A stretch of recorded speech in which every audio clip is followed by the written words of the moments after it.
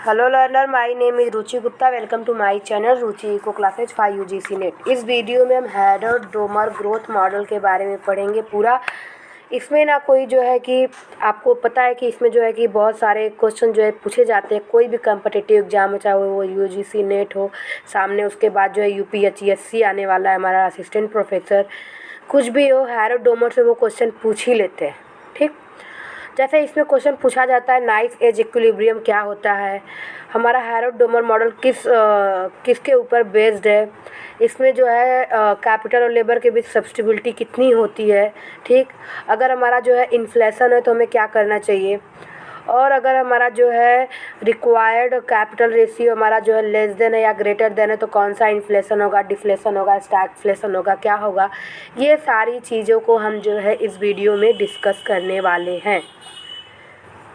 इसके साथ मैं आपको एक और इम्पॉर्टेंट चीज़ बता देती हूँ कि इसमें आपको कोई ना स्लाइड होगी, ना कोई जो है कि टाइपिंग वाले जो है कुछ वर्ड होंगे, बिल्कुल ऐसे नहीं होंगे।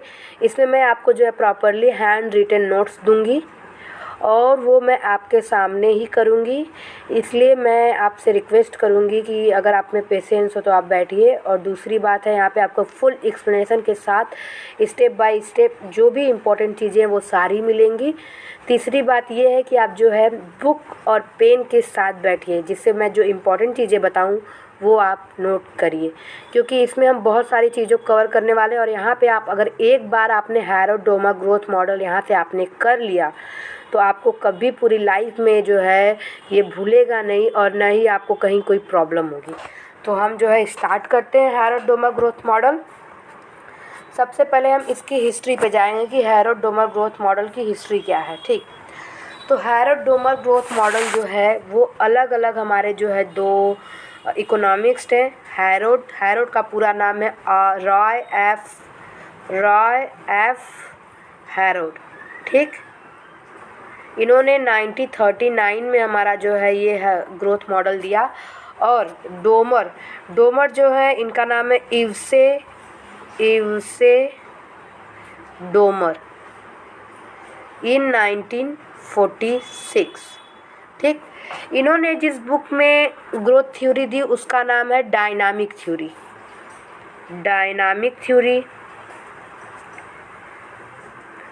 और डोमर ने जिस बुक में ये थ्योरी दी है उसका नाम है essays in the theory of economic growth 1948 में।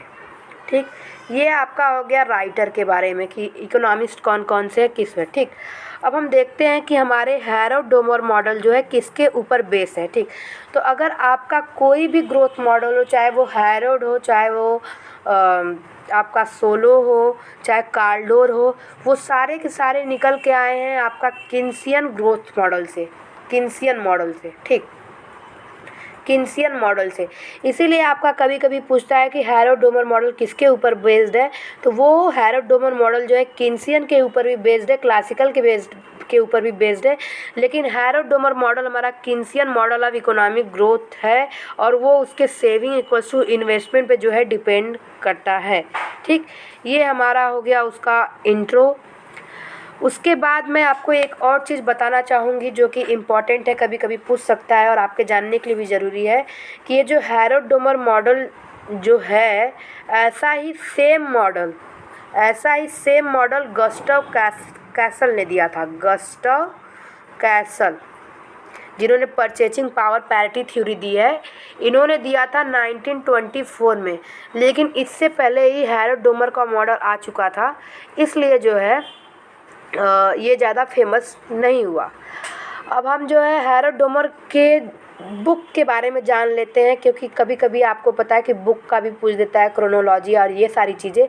तो जब हम ये टॉपिक कर ही रहे हैं तो इससे रिलेटेड जितनी भी सारी चीज़ें हैं रिलेट, हम उसको भी करते हैं। ठीक, तो हैरोल्ड की जो बुक है, हैरोल्ड की दो बुक है। ठीक, हैरोल्ड की दो बुक है। पहला है डायनामिक थ्योरी, वो आई है 1931 में।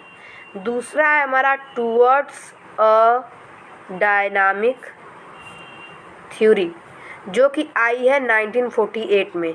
आप मेरे साथ जो है नोट करते चलिए तो आपको आसानी होगी। अब सेकेंड हम डोमर के बुक के बारे में जान लेते हैं। डोमर की बुक है essays in the theory of economic growth, ठीक, 1957। अब दो चीज़ें जो कि आपको पूछता है, एक रोजर एज इक्विलिब्रियम, ये क्या होता है हम आपको बाद में बताएंगे, और एक knife edge equilibrium. Knife edge equilibrium हमारा दिया है हैरोड ने, जो कि कंडीशन है G=GW। रोजर एज इक्विलिब्रियम दिया है हमारा डोमर ने, जो कि productive capacity equals to income generation को वो मानते हैं, ठीक।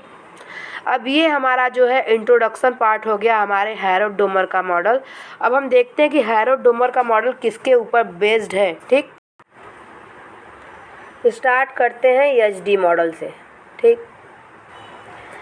तो ग्रोथ मॉडल जो कि हमारा बेस्ड है वो किन्सियन के सेविंग इन्वेस्टमेंट पे हमारा जो है बेस्ड है, उसके ऊपर एनालिसिस है।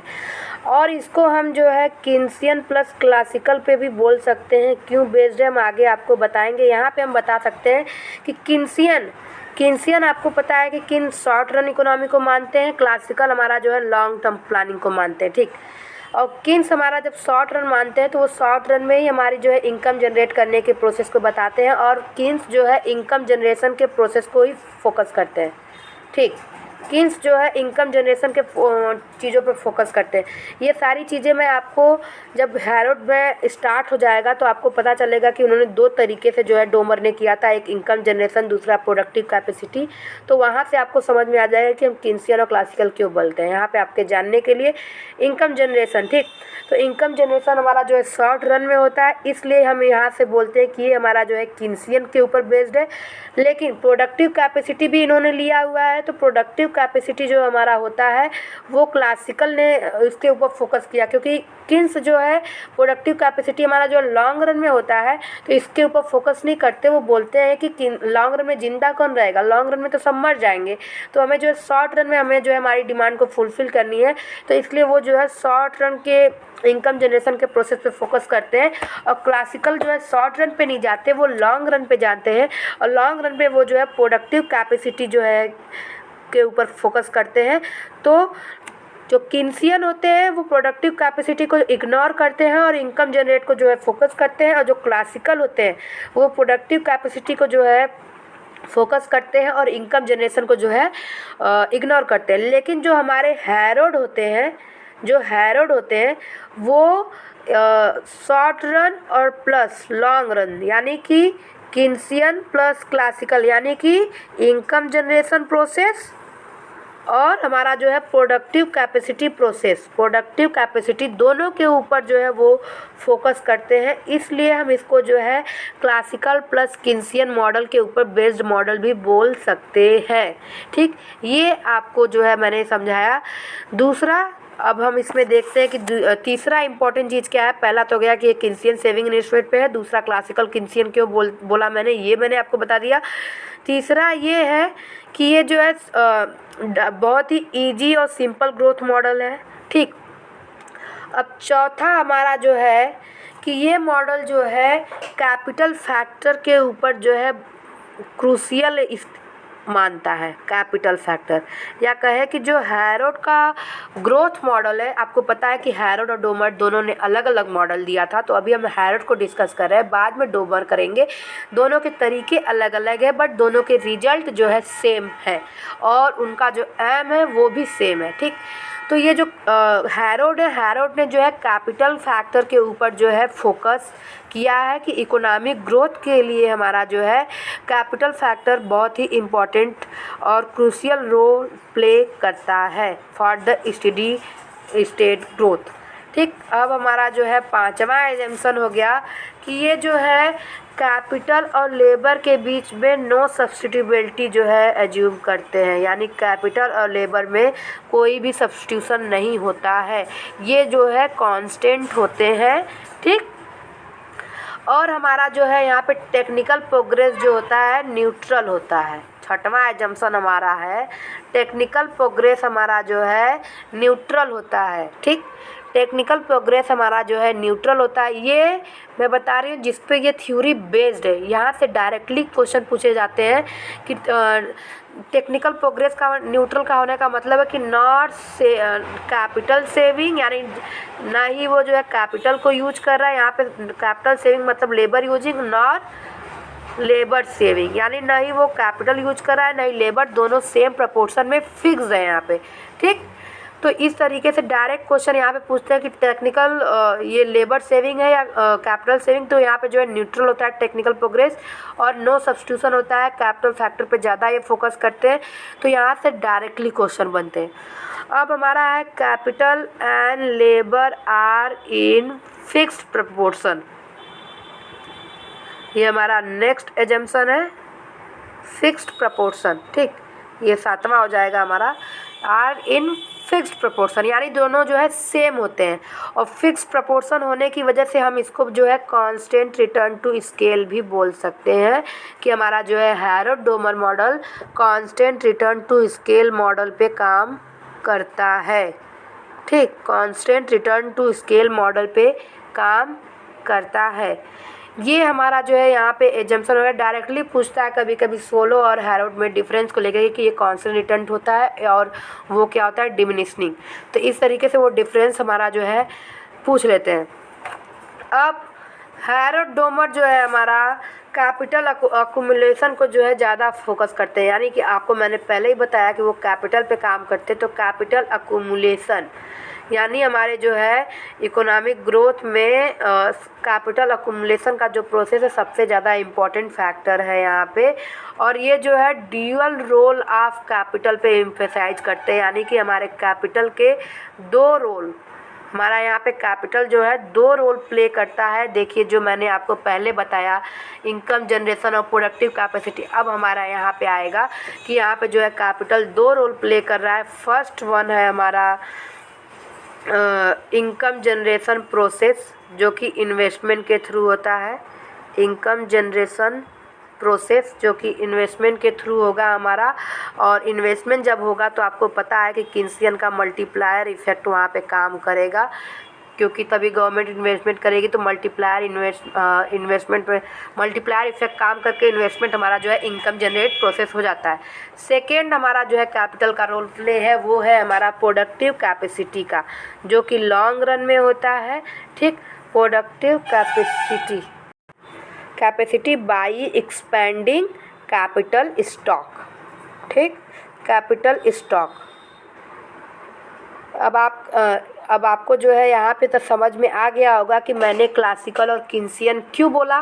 क्योंकि क्लासिकल इसलिए बोला क्योंकि ये प्रोडक्टिव कैपेसिटी जो कि लॉन्ग रन में हमारी होती है और ये क्लासिकल का दिया हुआ है, और किन्सियन ये इनकम जनरेशन जो कि शॉर्ट रन में होता है मल्टीप्लायर इफेक्ट के थ्रू, ये हमारा किन्सियन का होता है। और किन्सियन ने हमारा जो है प्रोडक्टिव कैपेसिटी को जो है इग्नोर किया, और क्लासिकल ने जो है इनकम जनरेशन को जो है इग्नोर किया। लेकिन हैरोड ने जो है इन दोनों को एक साथ लेके आए, इसलिए इनका इकोनॉमिक ग्रोथ मॉडल इतना जो है पॉपुलर है और इतना इम्पॉर्टेंट है इकोनॉमी के लिए। ठीक, इसलिए जो है हम इसको जो है क्लासिकल किन्सियन भी बोल सकते हैं। अब आपको जो है समझ में आ गया होगा। अब हम यहाँ पे कुछ जो है जनरल एजम्पशन पढ़ लेते हैं जो सभी थ्योरी के लगभग होते हैं, उसी तरह कुछ जनरल एजम्पशन। जैसे first, full employment level of income already exist. Full employment level of income already exist. और फिर दूसरा है हमारा there is no government interference, यानी गवर्नमेंट इंटरफेरेंस नहीं है। ठीक, यानी आप बोल सकते हैं मार्केट मैकेनिज्म यहाँ पे काम कर रहा है, गवर्नमेंट इंटरफेरेंस नहीं है या गवर्नमेंट इंटरफेरेंस रिस्ट्रिक्टेड है। तीसरा है हमारा ये मॉडल जो है क्लोज्ड इकोनॉमी पे बेस्ड है। क्लोज्ड इकोनॉमी यानी कि there is no foreign trade.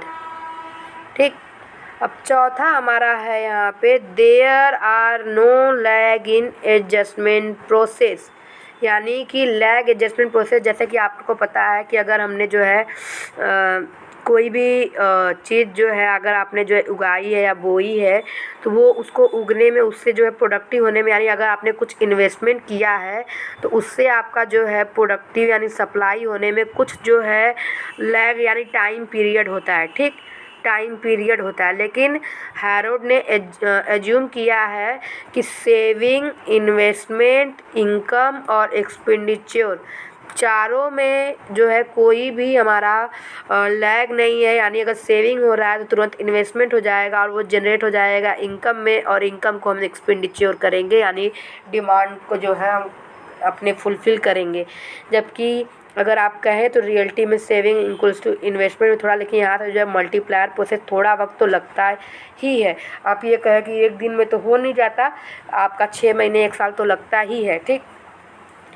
Next है जनरल एजम्पशन में 5वां हमारा APS इक्वल्स टू MPS, यानी average propensity to consume equals to marginal propensity to consume, ठीक, यानी S by Y equals to del S by del Y.